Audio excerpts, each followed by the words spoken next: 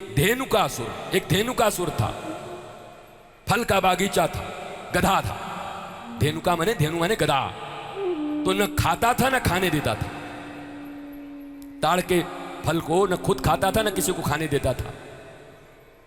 ऐसे आजकल हैं कि नहीं दो चार लोग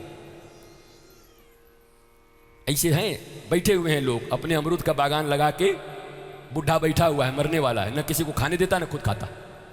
धेनुकासुर है वो। ऐसे ऐसे लोग हैं जो सामान रखे हुए हैं, अकाल में लोग मर रहे हैं, बैठा हुआ है धेनुकासुर की तरह।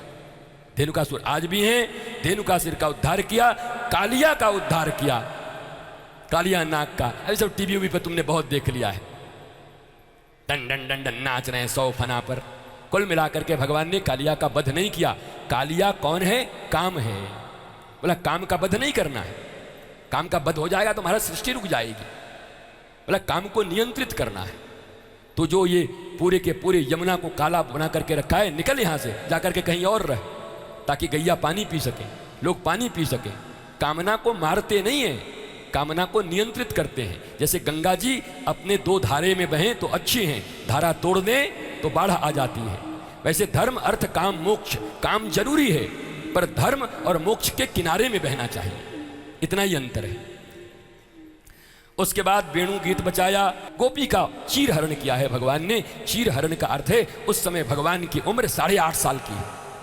अब तो मुझे एक बात बताओ, 8.5 साल का कोई बच्चा, 8.5 साल का, 8 साल का बच्चा किसी का वस्त्र लेके चला गया, तुमको उनमें काम दिखाई पड़ता है? और 16 से 20 साल का जवान जब द्रौपदी के वस्त्र उतारे जा रहे थे, तो स्वयं साड़ी बन करके द्रौपदी के अंगों से लिपट करके भरी दुनिया में उनकी इज्जत को बचा दिया। वो कृष्ण तुम्हें नहीं दिखाई पड़ते?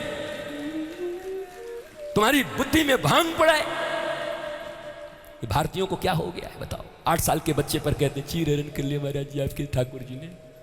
और चीर हरण का अर्थ है वासना हरण।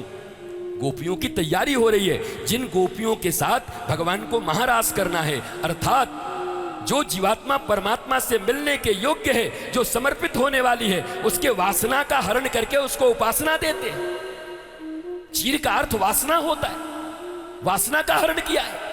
कपड़े का हरण किया कि नहीं किया मुझे पता नहीं, साड़ी हरण किया कि नहीं किया मुझे पता नहीं। और अगर इतनी ही बात होती तो मैंने कहा अगर कृष्ण को ग्लोरिफिकेशन की जरूरत होती है तो इस अध्याय को हटा दिया जाता, लिखा ही क्यों गया था? जिस भागवत में ये लिखा है कि चीर हरण किया गया है, उसी भागवत में ये भी लिखा गया है कि श्री कृष्ण अवतार नहीं साक्षात अवतारी हैं। वो क्यों नहीं मानते? आधा शास्त्र मानोगे, अपनी मर्जी का शास्त्र मानोगे? उसी शास्त्र में तो लिखा है प्रत्यक्ष कृष्ण एव ही, श्री कृष्ण ही भगवान है। गोवर्धन लीला हुआ, भगवान लौट के आए उधर से कालिया उलिया का काम करके, घर में देखा डर पर पुआ हुआ बन रहा है। बोला ये क्या हो रहा है? बोला देवता का पूजा होने वाला। बोला नया देवता कौन पैदा हो गया? अभी गए थे तो कोई देवता नहीं था। बोला इंद्र की पूजा होगी। बोला चो क्यों? बोला इंद्र पानी बरसाता है। बोला बढ़िया, तो जहां इंद्र की पूजा नहीं होती वहां पानी नहीं बरसता? 5,500 वर्ष पहले ऐसी क्रांतिकारी बात करने वाला 7 साल 8 साल का कृष्ण, पहला भाषण कृष्ण का चल रहा है महाराज। 8.5 साल का लड़का लीडर बनकर के भाषण कर रहा है। अच्छा, हमने तो सुना है कर्मण्येवाधिकारस्तु मा फलेषु कदाचन, कर्म प्रधान विश्व करी राखा, जो जस करहि सो तत्फल चाखा। इंद्र का कर्म है पानी बरसाना, पूजा क्या जरूरत है? और इंद्र बोले बताओ ये हमारे ऊपर ही व्यापने के लिए आया था, हम लोग खुश हुए थे कि कृष्ण जा रहे हैं, हमारे ऊपर आ गया। बोला पूजा ही करनी है तो प्रकृति की पूजा करो। पहली बार 5,500 साल पहले भारत को सपेरों और जादूगरों का देश कहने वाले ये दुनिया के अमेरिका, ऑस्ट्रेलिया और इंग्लैंड, ये 4 दिन पहले खोजे गए कंट्री वास्को डिगामा और कोलंबस जिनके पिता हैं, वो हमें सिखाते हैं प्रकृति और पर्यावरण की रक्षा। यमुना जल की रक्षा किया भगवान ने कालिया नाग से। आज भी करोड़ों कालिया नाग नदियों को दूषित करने पे लगे हुए हैं। ये बड़े बड़े फैक्ट्रियां लगा करके ये कालिया तो है जो गंगा और यमुना को नाली बना दिए। ये कौन लोग हैं? प्रकृति और पर्यावरण की पूजा पहली बार परमात्मा 5,500 वर्ष पूर्व श्री कृष्ण ने शुरू की। हमें लोग पिछड़ा देते, हमें लोग कहते हैं बैकवर्ड देश है, तुम्हारे बाप हैं हम, सबके बाप हैं हम। दुनिया के जितने देश हैं, हिंदुस्तान बाप है सबका, भारत बाप है सबका, भारत मैया भी है, जननी भी है सबकी। 1,97,00,000 वर्ष पुराना इतिहास है हमारा। प्रकृति की पूजा कहा। अच्छा ये बताओ तुम्हारी खेती कहाँ होती है? बोला गिरिराज जी के आसपास। पानी कहाँ से आता है? गिरिराज जी की तलहटी से। गैया कहाँ चरने जाती है? गिरिराज जी। भगवान ने कहा गिरिराज जी की पूजा क्यों नहीं करते? खावे के देंगे गिरिराज जी, गैया को पानी देंगे गिरिराज जी, तलहटी में जाके बैठोगे, सारा सामान लाओगे, तो गिरिराज जी ने क्या दोष किया? पूजा करो। लेकिन इंद्र नाराज तो नहीं होंगे? भगवान बोले काहे नाराज होंगे?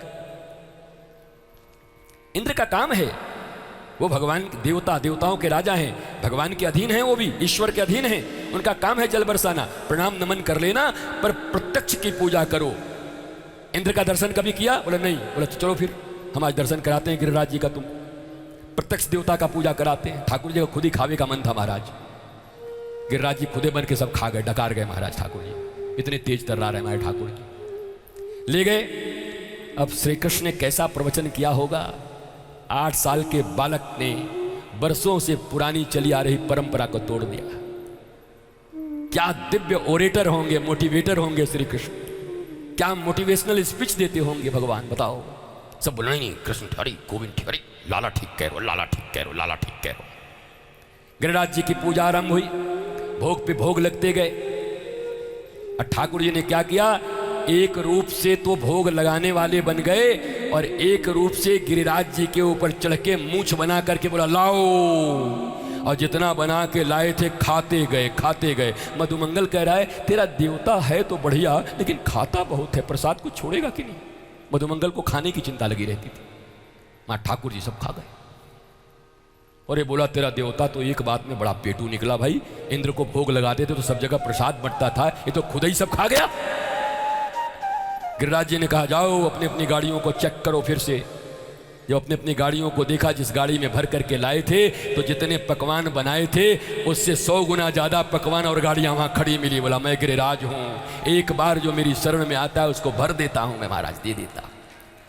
बोल गिरिराज भगवान की, गिरिराज महाराज की।